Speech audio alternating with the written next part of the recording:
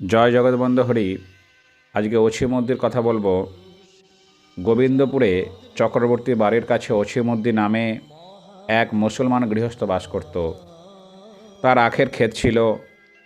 বন্ধু সুন্দর তার আখের খেতে গিয়ে নিজ হাতে আখ ভেঙে খেত। খাওয়ার সময় বন্ধু সুন্দরের শ্রীমুখ থেকে আখের রস গড়িয়ে পড়ত। অছিমদ্দি সেই শোভা দু চোখ মেলে দেখত। অছিমদ্দি বন্ধু সুন্দরকে জামাই বলে সম্বোধন করত। একদিন বন্ধু সুন্দর অনেক বন্ধু বান্ধব নিয়ে অছিমদ্দির খেতে যায় এবং বন্ধুদের সঙ্গে আখ ভেঙে খায়। অছিমদ্দি খেতে এসে দেখে যে ক্ষেতের অবস্থা খুবই খারাপ, চারিদিকে লণ্ডভণ্ড অবস্থা, আখ ভেঙে পড়ে আছে।